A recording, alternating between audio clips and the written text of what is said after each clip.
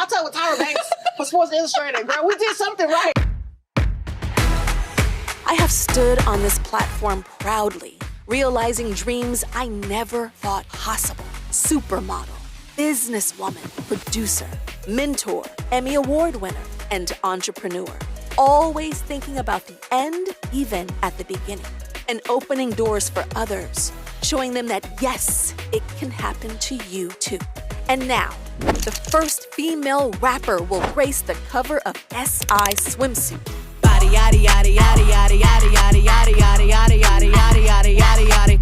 She's creating a legacy and a path of her own, a multiple Grammy Award-winning artist, a philanthropist, and cultural icon with a distinguished style, a student pursuing her education, carrying the dreams of her family, and showing the next generation that they too can dream big, inspiring the world to get in touch with their inner hot girl. Thee Stallion has made her mark, and Megan is here to stay. I have played basketball while interviewing Barack Obama. Okay. I have gotten in bed and interviewed Janet Jackson. I have never been in a hot tub. Yes, in a hot tub with a hot girl. With the hot girl, with Thee Stallion.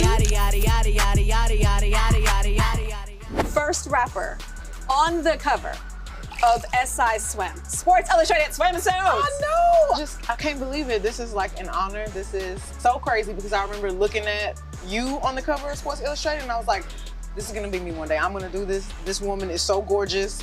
And I feel like we have the same body type. I feel like I'm looking at you and I'm like, yes, boobs. We got a lot of boobs. We got a lot of boobs. Yes. I just knew I wanted to do it too. And I was so inspired and I can't believe now I'm actually doing it and you're here interviewing me. I'm so happy. So you were a little girl looking at me, me being the first Black woman on the cover. Do you realize there are gonna be little girls looking at you saying, oh my God, she's the first. I wanna rap. I wanna be on that cover. Like, what does that feel like to be first? I've always wanted to do this, and now I have the opportunity to do it, and I'm the first person to do it. So now I feel like I'm opening the door for other girls that look like me to come behind me and do it as well. Like, girl, look, I had to kick the door down. Somebody had to kick the door down for me, but we in here. So now this is, come on, you know? So we live in a world of retouch, Photoshop. I Photoshop myself, I Photoshop other people. It's just truth. But I have to break it down to the whole world right now. You don't know this, but when we were walking to this jacuzzi, you were in front of me. And I couldn't help but look at your back and your booty and your thighs. And I'm just like, this is lusciousness. It is really like raw and beautiful. Like beautiful. No, but your skin is crazy. It's crazy beautiful. It is, I just want to let you know and let you know, it is truly like beautiful. I really, baby oil it every day. Cocoa butter it every day.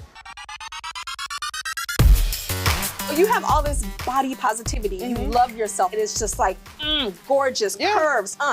Was there ever a time when you looked in the mirror and you weren't happy with something or insecure? I'm the only child, right? And my mom was also a very curvy woman. My grandmother was literally 6 feet tall, curvy, and all of her sisters were tall and curvy. So what I look at every day is other women that look like me. When I would step outside of my bubble and I would have to go to school, to dance practice, it's like I'm not even looking at the fact that anybody's different than me, but when girls would start calling it out, like, oh, you're so tall. Oh, what's your tall? A-word, blah, blah, blah. And I'm like, what? Like, what are y'all even looking at? So then, I don't know, it started to become something that was on my mind. So I finally would ask my mom, like, why would they say this? Why does it seem like it's an issue? And she'll be like, girl, they hating on you, blah, blah, blah. Like, my family always made me feel really good about myself. So it was hard for me to it was hard for somebody to project their insecurities on me. So I come in the room like I own it and I'm covering up all y'all. It has to be kind of scary. And people are usually— Talk about that insecurity that you feel you pull out of people. I feel like when people are scared of something, they don't know how to react to it. Like, so this is your first time probably being around a woman who is not hiding her body and not hiding her height and loud and energetic, and I'm in the mix too. I can do this too. Like, I don't hold myself in for anybody. I'm not carrying myself like I'm timid. Like, I feel like I look good. I feel like I'm beautiful, and if I got a mouth and I can speak it, you gonna know that I feel that way. Something that you represent, I feel, is extremely modern, and I'll tell you why. So, I modeled for many, many years, top of my game, but in order for me to pivot and to be a talk show host and to be a producer and a businesswoman, I felt I needed to leave behind my modeling career. So I left it before it left me. And I also felt like I can't do both. I can't be posing in swimsuits and lingerie and be taken seriously as this role model and all of that. And now you have told the world that you can be all of that. Yeah, my grandmother was a teacher. And she would always be like, Megan, I don't care what you do, but you need to make sure you get that education. I would look at music videos and I would see the girls in the videos, and I'm not even looking at the rapper. I'm looking at the girls in the videos, and I'm like, girl, look at her moving like this. So I'm in front of the TV. I'm in front of the TV like, yes, like I could do this. And then I start figuring out, wait, no, I want to talk. Like, I want to be the person who is giving the call to action. I want to be the person who is saying these words. So I'm like, I don't know what I want to do when I grow up, but I know I want to entertain everybody. I like to see people smile genuinely. I like to see people having a good time. When I finally figured out what it was I wanted to do, I had figured out I want to rap because my mom was a rapper. I know. She didn't know. Hollywood, right? Yeah. Yes. So she didn't know I wanted to be a rapper, but I would literally like watch her be in the studio all day, and I'm like, this lady is just everything. I didn't want to tell her that I could rap until I was like 18, because I wanted to be perfect to her. And so did you practice and then said, okay, mama, I'm about to... I was practicing since I was like 7. And then when I got in high school, I was like, no, I'm not gonna tell her yet. But she would have these CDs laying around the house, like instrumentals. Yeah. And I would take them in my room, and I would beats. Yeah, I would take the beats, and I would like write to them in my room. She'd be like, Megan, have you seen my CDs? And I'd be like, no. Like, what are you talking about? So then finally I went to college, and I was like, okay, I probably have held this secret in long enough. I started going to the studio by myself.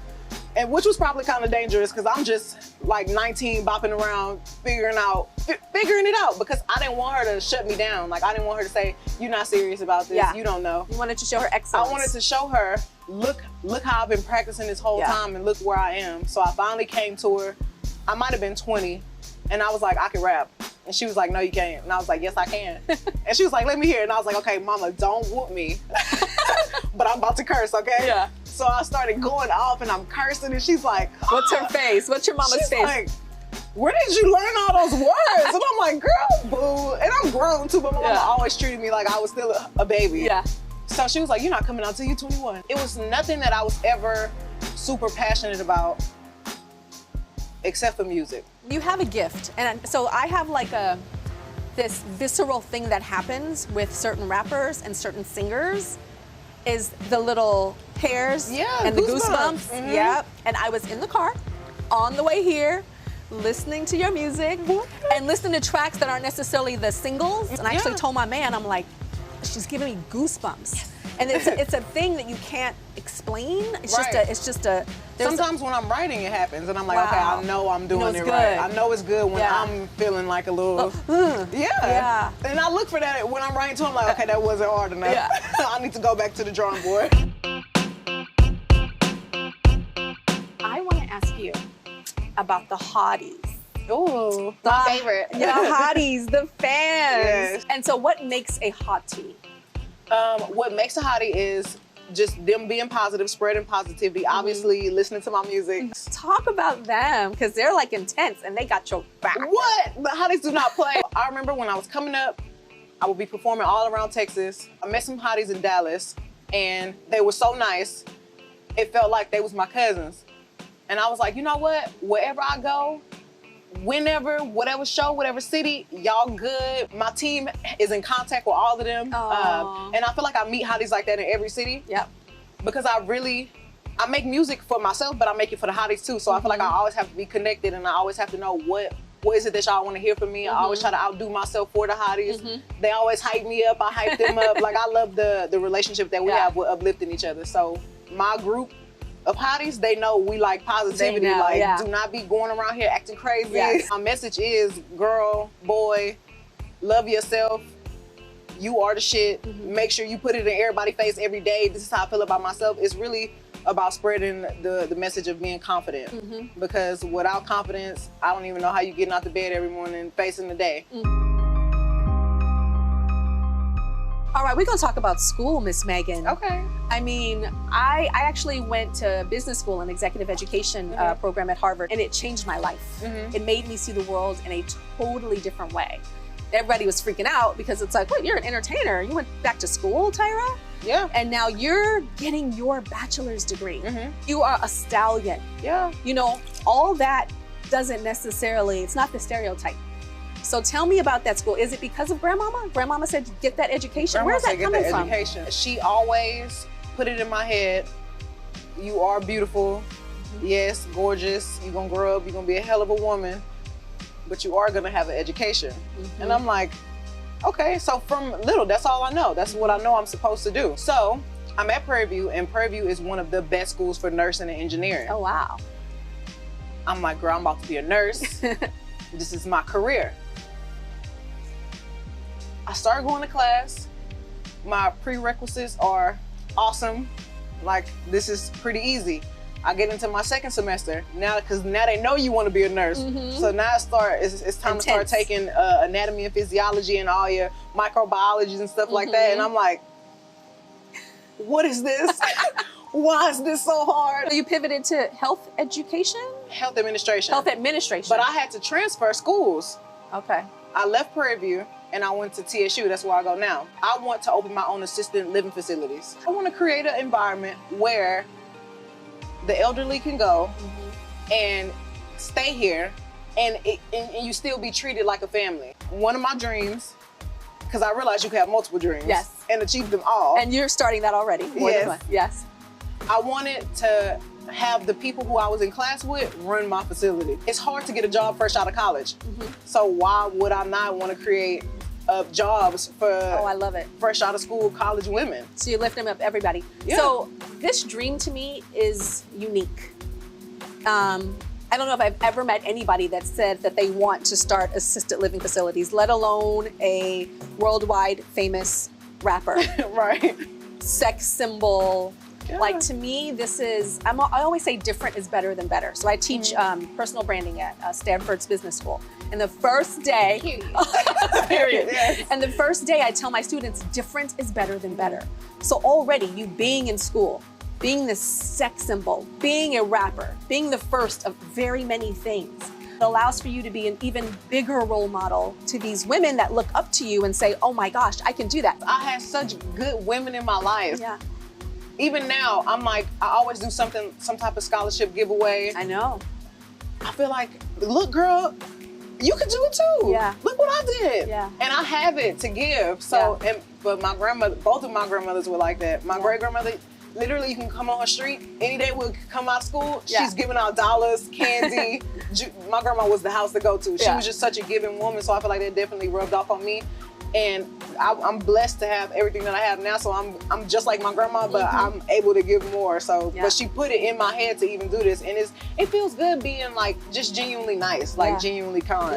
And I feel like we don't have a lot of people like that in the world right now, because I see a lot of people very catty, or they feel like they gotta claw their way somewhere, or bring somebody else down to rise up. And I've always been very confused about that. So whenever I could come in the room and I could be like, look, girl, you know, I love you. You know that, right? Like, I gotta just let everybody know that off top. We're gonna do a savage smize session. The first smize that I want to see you do is a savage smize. I don't know how to smize, Tyra. Yes, you can. Squeeze the tire a little bit more. Oh, there you go. There you go. Classy smize. Oh yeah, oh yeah. Oh, she's classy, she's sweet. Oh yes. What is your bougie smize? What is your I'm better than you? Bougie smize. Oh yes, girl. Oh, work it. I had to look up and down. Up and down. Okay. Sassy smize. Oh, nice. Moody smize. Oh, that was pretty. Now it's time for the ratchet. Oh yeah, girl. Last but not least, nasty smize. What is nasty? What is nasty? Oh, yeah. That's sexy. We need a little nastier. What's real nasty? before Megan was Thee Stallion, and she was just, you know, a little cold. A little penalty. What do you miss about pre-fame days? I used to be able to go anywhere and act a fool, okay? In the club. I want to go do a backflip in the club. I can do it, nobody care. I go to the club now, it's a whole issue, like everybody's watching. What's the craziest rumor about you? Every other week I'm pregnant. Like, are you? Yeah, my grandma called me the other day, she's like, Megan, I can't believe you didn't tell me you were pregnant. I was like, I'm not pregnant. Like, and she didn't believe me. I'm like, I'm your granddaughter, I would have told you. The thing that I maybe don't like about it more so is the fact that people are not looking at me as Megan, like I'm a person too. Yeah. What pisses you off? When people paint terrible pictures of me, when I know what kind of person I am. Because I am so nice and I am so genuine, and I was always taught to be the bigger person, a lot of times when I see people say crazy things or make up crazy things, I'm like, you know what? I don't have to respond to this. I know me, everybody around me knows me. But it starts to become hard because it's like, I don't want the world to think that I'm something that I'm not. Yeah. I'm learning how to stay above. Like everybody's like, yeah, rise above it. You can rise above, but sometimes you sink back down and you be like, I'm down here. Well, now what's up? What y'all talking about? We have to do the Michelle Obama. When they go low, we go high. We're gonna try to get up there. Yeah. When you're not on a stage and you wash your face and it's your beautiful natural hair, which I've seen. It's just natural, real you. Is that Megan Thee Stallion or is that Megan? I feel like it is not a difference really between Megan and Megan Thee Stallion because what you see with me is what you get. I have grown into the woman that I am. I'm not perfect. I ain't tell nobody I was perfect. I don't want nobody to think I'm perfect. So that's why I don't mind showing my real hair. I don't mind being so body positive. I don't mind speaking to anybody because this is me. Like, I just so happen to rap and y'all just so happen to like it. Like, so it's you wake up in the morning like, pop, pop, pop. I'm up every day. Like, I'm alive. I love it here. Yeah. Like, I love my life. Like, I love everybody that's in my life. We all keep each other so upbeat. I'm not a person that is fake. I'm not a person that hides anything. Like, this is me. I genuinely love this. I love what I do.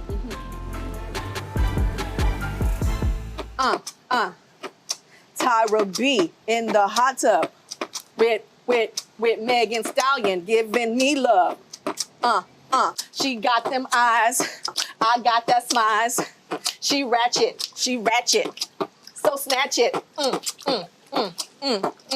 Make no sense. We finished. Everybody talking